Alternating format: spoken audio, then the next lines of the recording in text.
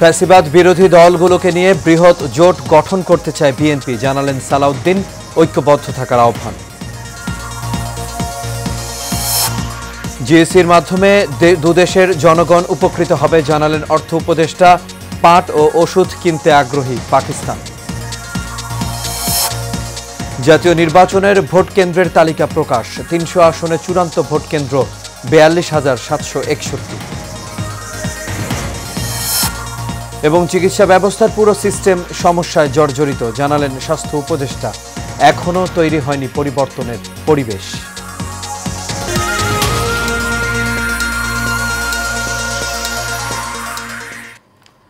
সবাইকে স্বাগত Asian prime নিউজে। দর্শক, পুরো সংবাদ জুড়ে আপনাদের সঙ্গে আছে আমি আনোয়ার রাজ। এতক্ষণ শুনছিলেন বিআরবি কেবল ইন্ডাস্ট্রিজ লিমিটেড সংবাদ শিরোনাম। এবার চলে যাচ্ছে পুরো খবরে। ফ্যাসিবাদ বিরোধী আন্দোলনে থাকা রাজনৈতিক দলগুলোকে নিয়ে বৃহৎ জোট গঠন করতে চায় বিএনপি বলে মন্তব্য করেছেন দলটির স্থায়ী কমিটির সদস্য সালাউদ্দিন আহমদ। যুবদলের ৪৭তম প্রতিষ্ঠা বার্ষিকীতে শহীদ জিয়াউর রহমানের সমাধিতে শ্রদ্ধা নিবেদন শেষে এই কথা জানান তিনি। সোহাগ মিয়ার ক্যামেরায় মণ্ডল এনাম রিপোর্ট করেছেন। যুবদলের ৪৭তম প্রতিষ্ঠা বার্ষিকীতে শহীদ জিয়াউর রহমানের সমাধিতে শ্রদ্ধা নিবেদন করতে যান বিএনপির স্থায়ী কমিটির সদস্য সালাউদ্দিন আহমেদ সহ যুবদলের নেতাকর্মীরা। এ সময় বিএনপির স্থায়ী কমিটির সদস্য সালাউদ্দিন আহমেদ বলেন, ফ্যাসিবাদ বিরোধী ঐক্য অটুট রাখতে চায় বিএনপি। আমরা একই মেসেজ দিতে চাই, যাতে আমাদের দলের ভিতরে ঐক্য থাকে, জাতির মধ্যে ঐক্য থাকে, যাদের সাথে আমরা যুগপৎ আন্দোলন করেছি এবং অন্যান্য একটা বৃহৎ জোটের জন্য আমরা চিন্তা করছি, সবাইকে নিয়ে ঐক্যবদ্ধভাবে যাতে আমরা আগামীতে এই নির্বাচনী বৈতরণী পার হতে পারি। দল ও নিজেদের মধ্যে ঐক্য ধরে রাখার বার্তা দিতেই মনোনয়ন প্রত্যাশীদের সঙ্গে বৈঠক চলছে বলেও জানান তিনি। সে আসন ভিত্তিক সকল যোগ্য প্রার্থীদের, একাধিক যোগ্য প্রার্থীদের সাথে আমরা কথা বলেছি। এটা তারই প্রক্রিয়ার একটি অংশ। তরুণ যুবকদের রাজনৈতিক ভাবনাকে ধারণ করে সামনের দিনে জাতি বিনির্মাণ কর্মসূচি প্রণয়ন করার কথা জানিয়ে বিএনপির এই নেতা বলেন, আগামীর বাংলাদেশ হবে তারুণ্য নির্ভর। ইনশাআল্লাহ এই দেশ একটি তারুণ্য নির্ভর বাংলাদেশ হবে, যুবকদের কর্মসংস্থান নির্ভর বাংলাদেশ হবে, যুবকদের এবং তারুণ্যের চিন্তা চেতনা নির্ভর, প্রযুক্তি নির্ভর, মেধা নির্ভর বাংলাদেশ বিনির্মাণ হবে। Mondal Enam, Asian television, Dhaka. BNP রাষ্ট্র পরিচালনার দায়িত্ব পেলে অর্থনীতির নতুন মডেল প্রণয়ন করবে বলে জানিয়েছেন বিএনপির স্থায়ী কমিটির সদস্য আমির খসরু মাহমুদ চৌধুরী। আজ রাজধানীর গুলশানের একটি হোটেলে ইকোনমিক রিফর্ম সামিটে তিনি এই কথা জানান। আমির খসরু জানান, ৩১ দফা বিএনপির কমিটমেন্ট। রাজনৈতিক ঐক্যমত হোক বা না হোক, বিএনপি ক্ষমতায় গেলে তা বাস্তবায়ন করবে। ইকোনমিক রিফর্ম সামিটে পলিসি এক্সচেঞ্জের চেয়ারম্যান ডক্টর মাসুর রিয়াজ, এনসিপির যুগ্ম সমন্বয়ক খালিদ সাইফুল্লাহ, ইন্ডিপেন্ডেন্ট ইউনিভার্সিটির উপাচার্য প্রফেসর এম তামিম সহ বিশিষ্টজনরা বক্তব্য রাখেন। বাংলাদেশ ও পাকিস্তানের মধ্যে নবম যৌথ অর্থনৈতিক কমিশনের বৈঠকে দুই দেশের মধ্যে নৌ চলাচল, আকাশপথের যোগাযোগ বাড়ানো সহ বিভিন্ন কিছু বিষয় নিয়ে আলোচনা হয়েছে। জিইসির মাধ্যমে দুই দেশের জনগণ উপকৃত হবে বলে জানিয়েছেন অর্থ উপদেষ্টা সালেউদ্দিন আহমেদ। আজ আগারগাঁওয়ের পরিকল্পনা কমিশনের এনইসি সম্মেলন কক্ষে সভায় চুক্তি স্বাক্ষর অনুষ্ঠিত হয়। সভা শেষে সাংবাদিকদের এক প্রশ্নের জবাবে তিনি জানান, এ সময় পাকিস্তানের পেট্রোলিয়াম মন্ত্রী আলী পারভেজ মালিক বলেন, বাংলাদেশ ও পাকিস্তানের মধ্যে এই আলোচনার কারণে দুই দেশের জনগণের মধ্যে সম্পর্ক বাড়বে, দ্বিপাক্ষিক সম্পর্ক আরও মজবুত হবে। পাকিস্তান বাংলাদেশ থেকে পাট ও ওষুধ নেয়ার বিষয়ে আলোচনা হয়েছে বলেও তিনি উল্লেখ করেন। নির্বাচন কমিশনের সিনিয়র সচিব আখতার আহমেদ জানিয়েছেন, ত্রয়োদশ জাতীয় সংসদ নির্বাচন সারা দেশে ৩০০ সংসদীয় আসনে চূড়ান্ত ভোট কেন্দ্রের সংখ্যা ৪২,৭৬১। আজ রাজধানীর আগারগাঁয়ে নির্বাচন ভবনে নিজ কার্যালয়ের সামনে সাংবাদিকদের এসব তথ্য জানান তিনি। সচিব জানান, পুরুষদের জন্য ১,১৫,১৩৭টি এবং মহিলাদের জন্য ১,২৯,৬০২টি কক্ষ নির্ধারণ করা হয়েছে। অর্থাৎ মোট কক্ষের সংখ্যা দাঁড়াচ্ছে ২,৪৪,৬৪৯টি। অস্থায়ী ভোট কেন্দ্রের সংখ্যা প্রাথমিকভাবে ১৪টি, যেখানে প্রায় ১২,০০০ ভোট কক্ষ থাকবে।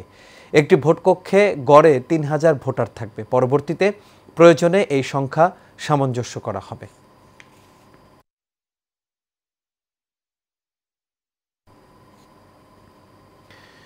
চিকিৎসা ব্যবস্থার পুরো সিস্টেম সমস্যায় জর্জরিত উল্লেখ করে পুরনো সিস্টেম ভেঙে দিতে হবে বলে জানান স্বাস্থ্য উপদেষ্টা নূরজাহান বেগম। বলেন, স্বাস্থ্য খাতের যে পরিবর্তন করা দরকার তার জন্য এখনও পরিবেশ তৈরি হয়নি। এছাড়া অন্তর্বর্তী সরকার জাতীয় ক্যান্সার হাসপাতালের জন্য 2টি রেডিওথেরাপি মেশিন কেনার ব্যবস্থা করবেন বলেও আশ্বাস দেন স্বাস্থ্য উপদেষ্টা।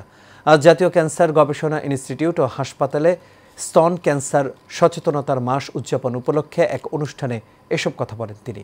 অনুষ্ঠানে অন্যান্য বক্তারা বলেন, নারীদের মধ্যে সবচেয়ে বেশি আক্রান্ত হয় স্তন ক্যান্সারে। দেশে বছরে 13,000 নারী এই ক্যান্সারে আক্রান্ত হন, যার মধ্যে 50% মারা যান। তাই এটি প্রতিরোধে সচেতনতার উপর জোর দেন তারা। এটা হলো আমাদের সিস্টেমের বিষয়। আমাদের টোটাল সিস্টেমটার মধ্যে একটা গলদ আছে। তো সিস্টেমটাকে ভেঙে দিলে কি হয়? ভাঙা যায় তো? সিস্টেম এরকম আমাদের চলতেই থাকবে, আর সিস্টেমের মধ্যে আমরা পিষ্ট হতেই থাকবো। তো আমাদের কিন্তু উপায়টা খুঁজে বের করতে হবে। এই উপায় যদি আমরা খুঁজে বের করতে পারি, তাহলে সিস্টেমের মধ্যে আমরা আর পিষ্ট হব না। এবার দেশে ডেঙ্গু পরিস্থিতির খবর। গত 24 ঘন্টায় সারা দেশে ডেঙ্গু আক্রান্ত হয়ে 6 জনের মৃত্যু হয়েছে। এই নিয়ে চলতি বছর ডেঙ্গুতে মৃতের সংখ্যা বেড়ে দাঁড়িয়েছে 269 জনে। সোমবার স্বাস্থ্য অধিদপ্তরের হেলথ ইমার্জেন্সি অপারেশন সেন্টার ও কন্ট্রোল রুম থেকে পাঠানো সংবাদ বিজ্ঞপ্তিতে এসব তথ্য জানানো হয়। এতে আরও বলা হয়, গত 24 ঘন্টায় ডেঙ্গু আক্রান্ত।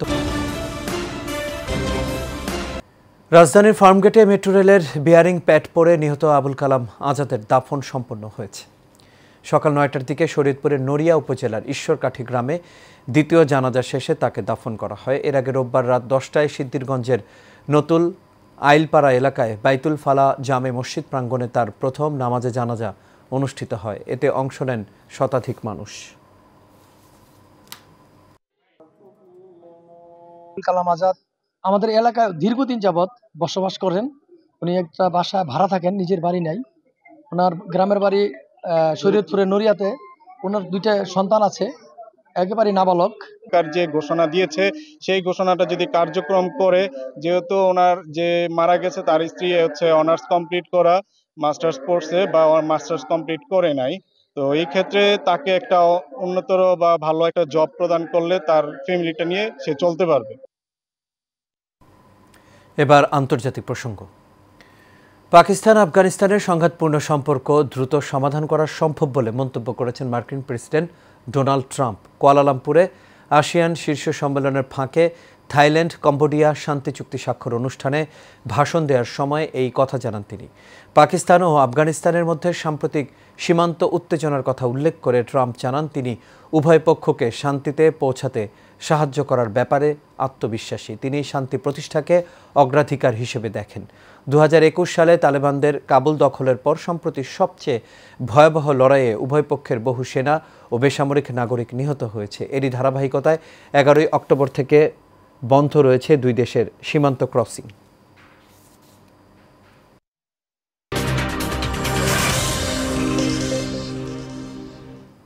ফুটবল, লা লিগায় এল ক্লাসিকোতে বার্সেলোনাকে 2-1 গোলে হারিয়েছে রিয়াল মাদ্রিদ। সান্তিয়াগো বার্নাব্যুতে নিজে গোল করে ও আরেক গোলের অ্যাসিস্ট করে রিয়ালের জয়ের নায়ক জুড বেলিংহ্যাম। কিলিয়ান এমবাপ্পের গোলে স্বাগতিকরা এগিয়ে যাওয়ার পর সমতায় ফেরান ফেরমিন লোপেজ। প্রথমার্ধে দলকে আবার এগিয়ে নেন বেলিংহ্যাম। এরপর সুযোগ পেয়েও দ্বিতীয়ার্ধে পেনাল্টি থেকে গোল করতে ব্যর্থ হন এমবাপ্পে। গত মৌসুমে সব প্রতিযোগিতা মিলিয়ে 4 ক্লাসিকোর সবকটিতে বার্সেলোনার কাছে হেরেছিল রিয়াল। অ্যালেন্সোর কোচিংয়ে প্রথম ক্লাসিকোয় এবার জয়ের স্বাদ পেল লস ব্লাঙ্কোসরা। এই জয়ে 27 পয়েন্ট নিয়ে টেবিলের শীর্ষে রিয়াল মাদ্রিদ এবং 22 পয়েন্ট নিয়ে দ্বিতীয়তে বার্সা।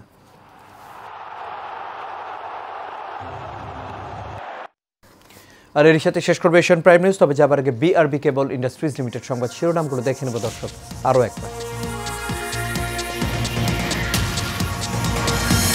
ফ্যাসিবাদ বিরোধী দলগুলোকে নিয়ে বৃহৎ জোট গঠন করতে চায় বিএনপি, জানালেন সালাউদ্দিন। ঐক্যবদ্ধ থাকার আহ্বান।